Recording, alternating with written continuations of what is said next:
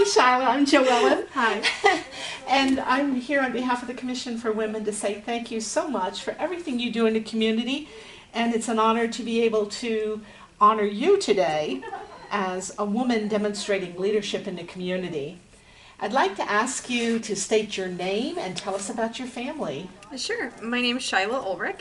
My family and I live in Palmyra. My husband of 11 years, and I live with our sons Noah and Lucas. Noah's a kindergartner, and Lucas is not quite 2. Wow, what a great family. Now, I understand you do something with a caring cupboard, like directorship or something? Sure. You seem so young. Tell me all about this. How'd you end up there? What do you do? I think it was a leap of faith on the part of the caring cupboard, for sure, and certainly no act of mine. So I started volunteering in 2006 with the caring cupboard, and over the course of time just took on different types of leadership and sort of different tasks as we moved along, and it grew. It became a bigger and bigger organization. And in 2015, I joined the staff at the Caring Cupboard and became the assistant director. And by October of that year, Terry Baker, who had been the director there as a volunteer, stepped down, and I became the executive director in October of 2015. So yeah, I've been there ever since. Yeah. That's amazing. Yeah. Congratulations. Thank you. Now, there's something here about Penn State and doing multilingual brochures. Do you have multilingual skills? I speak Spanish, and my Spanish skills unfortunately have gone a little bit by the wayside, but we are able to join up with Penn State Extension. One of the things that I really enjoy doing with the Caring Cupboard is kind of stretching us and helping us to grow in different directions.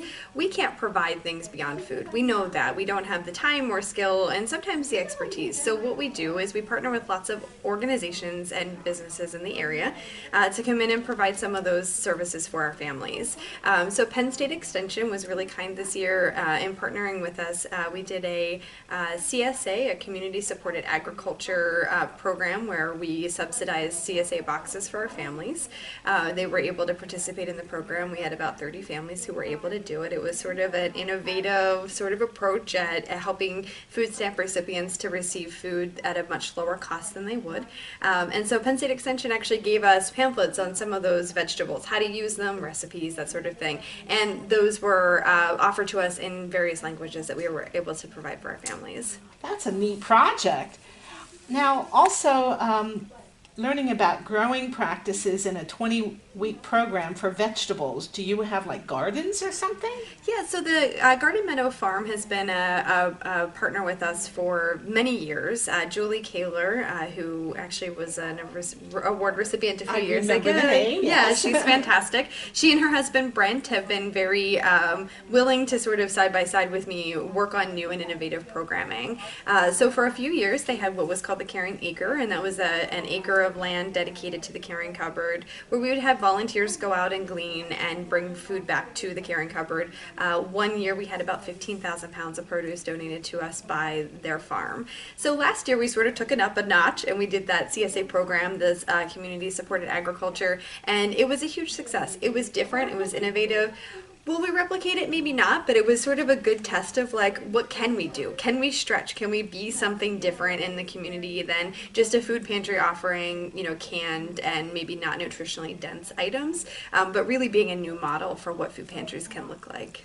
Nothing like a fresh anything, tomato, broccoli, Absolutely. whatever. And grown 3 miles up the road. I mean, it's a win-win for everybody. Yeah, so, that is so cool.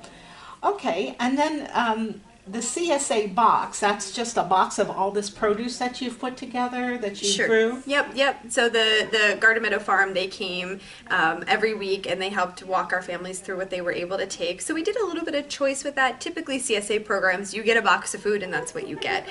With this CSA program, we really wanted them to dig in and engage. So we said, hey, come on in, we're going to give you X number of pounds of food and this is what it can look like. So they were able to choose some of those things, take home what they were going to use. use, and then they were provided recipes and various other tips and techniques on how to freeze or can those items as well. So we really tried to add that education piece to it, not just here's a bunch of stuff you may not even have ever seen kohlrabi before. Have fun. Turnips. Exactly. So we were really interested in that. Can we stretch people again? Get them beyond the normal carrots and celery, things that they know how to use, or maybe they don't enjoy, but getting them exposed to different things that maybe they could enjoy. That is so neat. Yeah.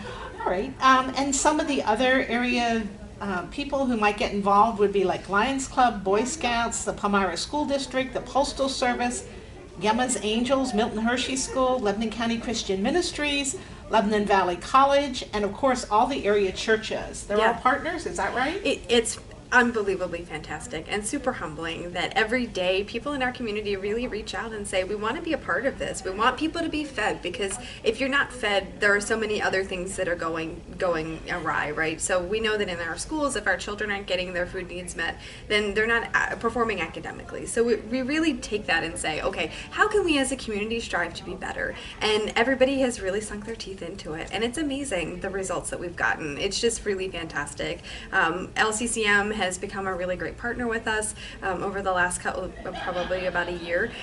So we've really gotten to that relationship, and we're really thankful for what they're able to do for us, and our ability to work together, because ultimately we're all after the same goal, right? Sure. We want a healthy and fed community. So yeah. Very good.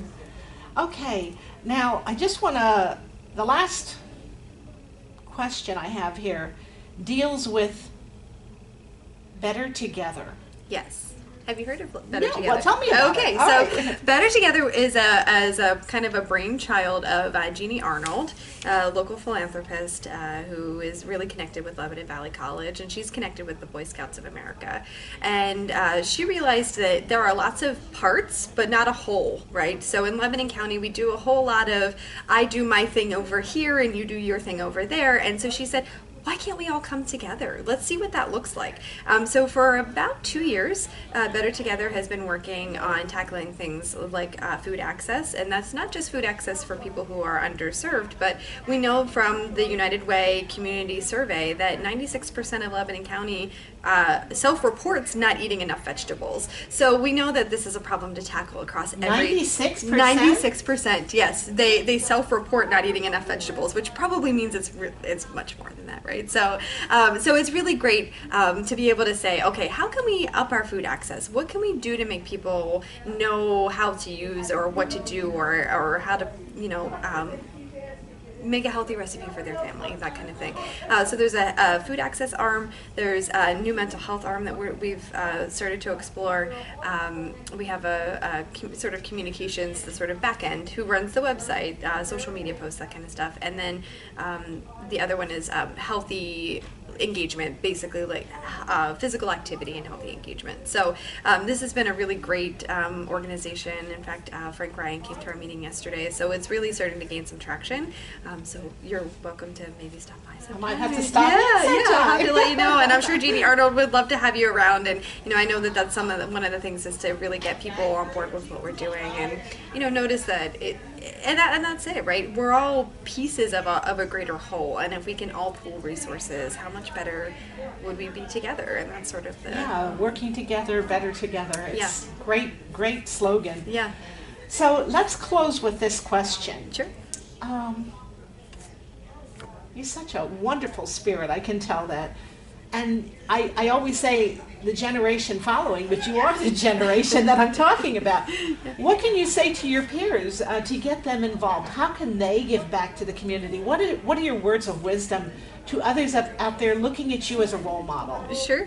Great question. So, one of the things that I firmly stand on is we're all just one step away from needing help, and not just maybe on the food end, but on all sorts of ends, right? And emotional help or whatever that is. And so if we can take time to be a part of someone else's walk, then why wouldn't we? Why wouldn't we look at, the altruism that we can give is based on our own experiences, right? So, if we've had someone reach out a lending hand to us in a moment of need, why can't we just give that back? And so, really looking at that full circle kind of approach and saying, yeah, I could do that. I can give 1 hour a week or 1 hour a month, or, I can do something as simple as, help with a mailing, or I can make some phone calls or help organize an event, or, that kind of thing for any one of hundreds of local organizations who are always looking for volunteers. So, we really try to impress that upon our family. Our children are involved in what we do, and,